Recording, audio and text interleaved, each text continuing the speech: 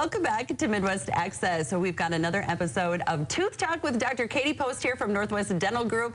And I am so excited to kind of continue. We've talked about kids' teeth health, even down to infancy. Yeah. But something that really plagued us when my kids were younger were mouth sores. Yeah. And my oldest would get mouth sores so bad that we'd have to go in and treat him, and they'd do this burn, and it was awful. But after that, then he could drink and eat. But he'd get them so bad, he wouldn't drink and eat, and I was truly worried about his growth. 100%. Yeah. So there's a couple different kinds of mouth sores that you can get. Okay. So it sounds to me like what he got was called aphthous ulcers. Okay. And they're caused from things that we think, things that are like high trauma, so chips because they're really hard, maybe fried chicken because it's really hard, and it's usually salty things. Popcorn falls into that same category. Yeah. Chocolate, because chocolate has a lot of salt in it, and then high acidic foods, tomatoes. We'll see it definitely in the fall when the gardens come out and people are eating a ton of tomatoes. Love tomatoes. Yep. Pineapple. He loved pineapple. Pineapple is a big trigger. A lot of women have an allergy to pineapple, so they'll get this pins and needles kind of reaction to it anyway. Okay. And then you add on top of that these aphthous ulcers, it'll trigger this aphthous ulcer. And they're these really painful sores. Yes. When I worked in the hospital, we even had kiddos that we would hospitalize because they would get dehydrated because they would stop eating and drinking. They can be up to a quarter size, sometimes even bigger. And so the treatment that you used where you would take a Q-tip and break it and burn it, that does work and it is effective. I prefer a treatment that is a steroid, so it's kind of like an oral base, and it's a little gel that you put on a Q-tip and you put on there. It's not painful for them at all. Oh, nice. It's so, I would literally hold him down. Sorry, Brooke, but well, because it was so bad. Because he wouldn't. I mean, he could not eat or drink, and that's what I feared. This is only going to get worse, and he's going to get dehydrated, and so a little pain now, and then we'll be okay. 100%. But, wow, an alternative that would have been so much better. Yeah, and the Kenalog is just such a fantastic steroid for this localized area, and it really helps. But the biggest thing is prevention. And so anything like with sodium lauryl sulfate is going to make it worse.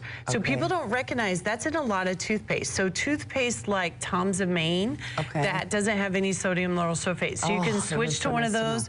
I believe the Pro Enamel currently doesn't have any sodium lauryl sulfate. Definitely the Prevident 5000 doesn't have any sodium lauryl sulfate. So it's looking for those toothpaste that don't have that. Sodium lauryl sulfate is a chemical that's bubbly, like in cheap shampoo. And it makes it really bubbly. It seems like it's really, really working. Yes, and that is what irritates those aphthous ulcers and makes it worse.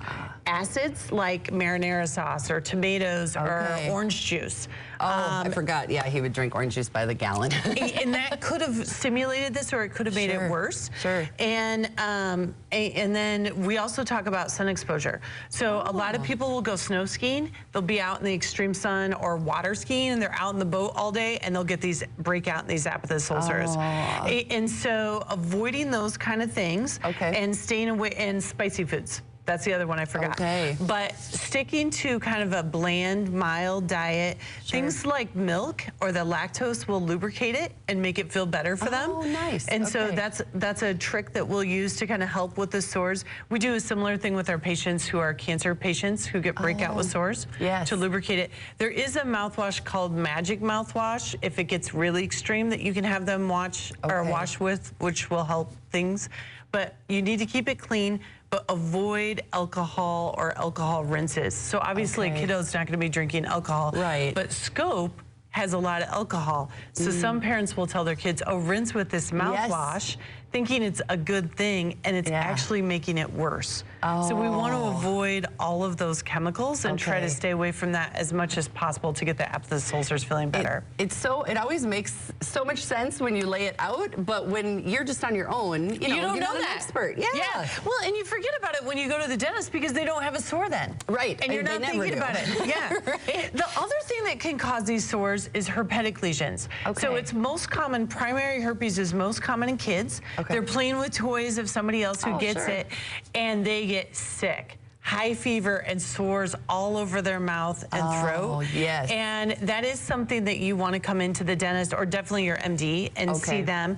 However, the follow-up is they can get these sores on their lips that are pretty sore. Ooh. And there's antivirals out there now, like acyclovir or valcyclovir, that we can prescribe that as soon as they feel that burning sensation, they can take that medication and they won't get that sore. Oh, and so nice. I can remember a good friend coming in middle school and her lip just had this, and we were not nice to her, you know, because it's school. It's school, and they don't look great, you know. Right? No, they look terrible. They look terrible, and so by just taking that medication, you can help prevent it ever coming and happening. Oh, and most people don't even know that we have that available. Right. And then we can treat that. So just contact your dentist, and they should be able to help you through that process. That's what I find more than anything. When every time we talk is so many of these health issues we can go to our dentist for. Yes. Yes, and you have room for people to come in emergency fashion, even that day a lot of times. We try really hard. Yes, and you've got your 3 locations. Yep, one at 37th Street, one at Superior Drive, and one in Byron. Perfect. Thank you so much, Dr. Katie. Make sure you get in touch with Dr. Katie at Northwest Dental Group anytime, and you can see all of our Tooth Talk episodes under KTTC.com at Midwest Access under Tooth Talk.